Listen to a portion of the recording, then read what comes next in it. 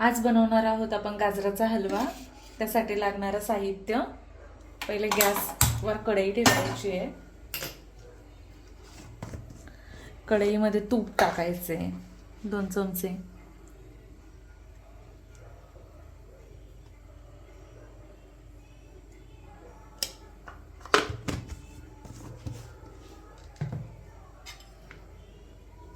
तूप गरम झालं की त्यामध्ये गाजराचा किस टाकून घ्यायचा आहे।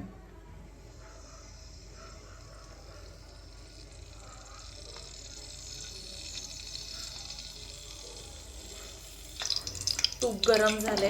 तूप गरम झाल्यानंतर किसलेलं गाजर त्यामध्ये टाकून घ्यायचंय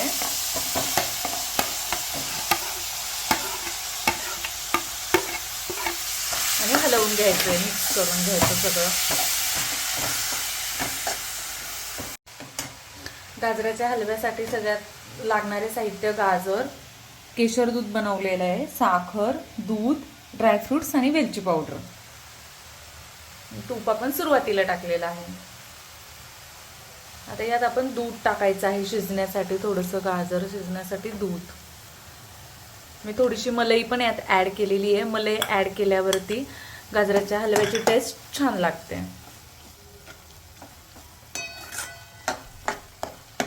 टाकल्यानंतर गाजर व्यवस्थित शिजवून घ्यायचं किसलेलं, आणि त्यानंतर त्यामध्ये साखर ऍड करायची। आपल्याला 5 मिनिटं शिजवून घ्यायचं हे। आता 5 मिनिटं आपण त्याची वाफ घेतलेली आहे। वाफ घेतल्यानंतर आपण गाजर हलव्यामध्ये आता साखर मिक्स करणार आहोत। मी 1 किलो गाजराच्या याला 1 वाटी साखर घेतलेली आहे, छोटी मीडियम आकाराची वाटी। साखर यामध्ये व्यवस्थित मिक्स करून घ्यायची आहे। मिक्स केल्यानंतर साखरेला थोडंसं पाणी सुटेल, तर ते पाणी सगळं गाजराच्या हलव्यामधनं पूर्ण आटेस्तोपर्यंत गाजराचा हलवा कमी गॅसवर शिजवून घ्यायचा। मी आता याच्यामध्ये अजून केशरचं दूध बनवलेलं आहे। केशर एक अर्धा तास अगोदर भिजायला टाकलं होतं दुधामध्ये, तर हे ऑप्शनल आहे, आपल्या आवडीनुसार आपण करू शकतो। तर मी हे केशरचं दूध यामध्ये टाकते। व्यवस्थित हलवून घ्यायचं। केशरच्या दुधाने गाजराच्या हलव्याला अजून छान रंग येतो, प्लस टेस्टही छान लागते। आता हे सगळं अटेस्तोपर्यंत आपण कमी गॅसवर गाजराचा हलवा शिजवून घेऊयात। आणि शिजल्यानंतर मग आपल्याला याच्यामध्ये वेलची पूड टाकायची आहे। आता आपला गाजराचा हलवा शिजलेला आहे, त्यात आपण वेलची पूड टाकणार आहोत। वेलची पूड व्यवस्थित मिक्स करून घ्यायची आहे हलव्यामध्ये। आणि आता त्यामध्ये टाकणार आहोत ड्रायफ्रुट्स,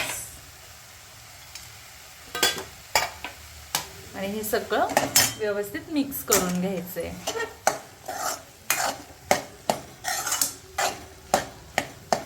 हे व्यवस्थित मिक्स केल्यानंतर 1 मिनिटाने गॅस बंद करायचा आहे। गाजराचा हलवा आपल्या खाण्यासाठी रेडी होईल।